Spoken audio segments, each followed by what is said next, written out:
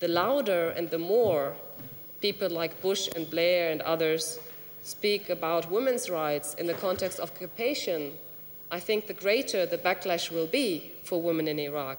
Although lots of people might actually not be opposed to women's education or women's labor force participation, but it's a knee-jerk reaction.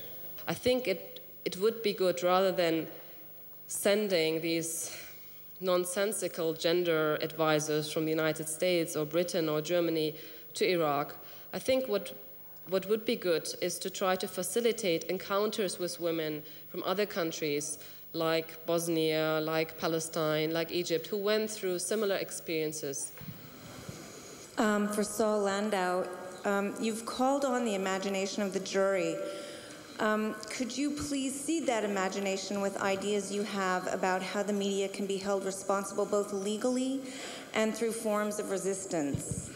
Maybe a lawyer could find a family of one of the American or British soldiers who have died and file a lawsuit not only against George Bush, Dick Cheney, and Donald Rumsfeld, but against some of the major media who aided and abetted by misinforming, bringing the kid into the military with false facts, in quotes, false reasoning, and by omission. Now, I don't know where this lawsuit would go, but it would certainly, well, how should I say it? The fit would hit the shan in the media. Elements of resistance within the military itself have been increasing. This is through countless numbers of individual acts, but also a growing number of large acts of resistance at home, such as the case of Pablo Paredes, who, despite only being sent overseas in a support role, refused to go.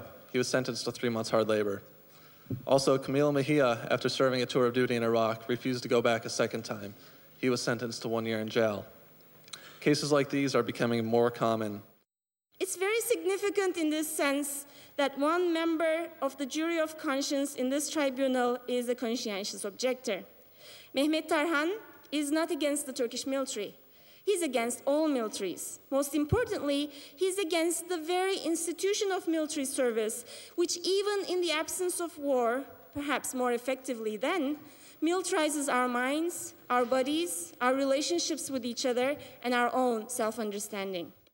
With Guantanamo came the Bush administration's development of the idea of enemy combatants. Enemy combatants, according to the administration, are people who are suspected of some kind of connection to a terrorist organization and therefore may be indefinitely detained. According to the Bush administration, this new phrase, which doesn't exist in humanitarian law at all, permits the US government to kidnap any person from any country around the world and place them in indefinite detention. I know that you think you heard me incorrectly. You didn't.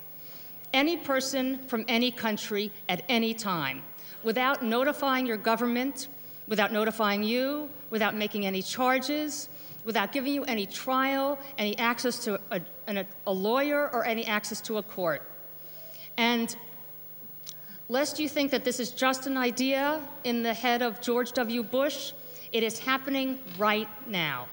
I am supporting the resistance in Iraq, and I think that we should say it, addressing to the jury, and clearly say it. We must understand that political movements in the past, if we draw lessons from the past, were always built because we brought to people and people brought back into the public space. Larger imagination than themselves. For people to feel a sense of power, they need to be imagining something more than their immediate gratification.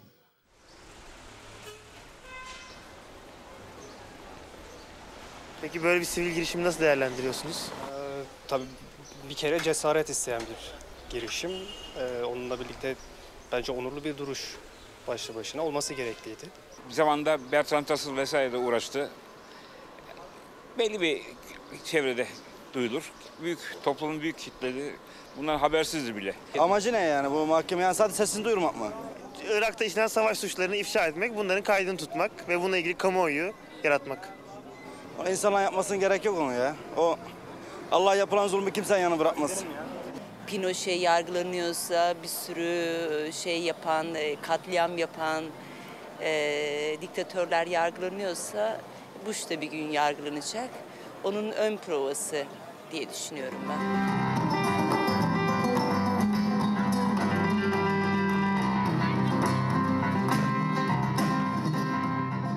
For me, it started with when we went to Bertrand Russell network meeting in June 2003 with Ayşe Berktay.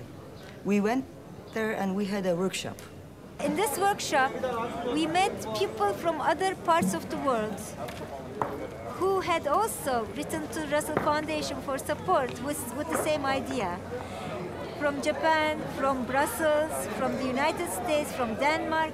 They told us that you should be the clearinghouse and you should have the honor of being the ultimate culminating tribunal because you people have the, you are most organized, the anti-war movement in Turkey is very strong, and the permit to the troops, allocating troops in Iraq did not pass in the parliament, and that was a real encouragement for the anti-war movement. So they said we would, like you to have the last tribunal, and here we are having it. Some of the people who actually are here today, we had sort of a first meeting again in Istanbul, a small first meeting where we discussed a lot of issues. It was a very, how should I say, difficult 2 or 3 days with a lot of debate, a lot of discussion, a lot of agreement and disagreement, and that's how we as the Turkish group got involved in this WTI process. And then we went ahead, formed the email group and got broader. At the beginning we had like monthly meetings, and then towards the end we had weekly meetings, and then we were meeting like maybe every third day to be able to coordinate all the work that we're doing. En önemli konu tabii ki gönüllü olarak üstlenilen görevler olduğu için para en temel, en önemli meselelerden biri idi. Fakat Irak Dünya Mahkemesi etkinliğinin arkasında yüzlerce insan var. Çok kolektif bir faaliyet haline geldi ve hem bu etkinlik dönemi boyunca lojistik hizmetlerin sağlanması, hem paranın bulunması önemli zamanımızı aldı. Son 2 haftada da harikalar yaratıldı. Yani destek veren arkadaşlarımız, dostlarımız sayesinde. This is why we are able to do a lot of things with no budget, with no corporate sponsorship. We had to be very careful in the sponsorship part of this in Turkey because if you take the money of a certain group, then the tribunal would immediately be called, the mouthpiece of this and the mouthpiece of that, because we do have a lot of pro-war voices in the media in Turkey. Bütün bu arkadaşlar gerçekten işgale karşı iyi bir şey yapmanın hissiyatıyla burada beraberler. Irak Dünya Mahkemesi bütün süreci de bence böyle gelişti.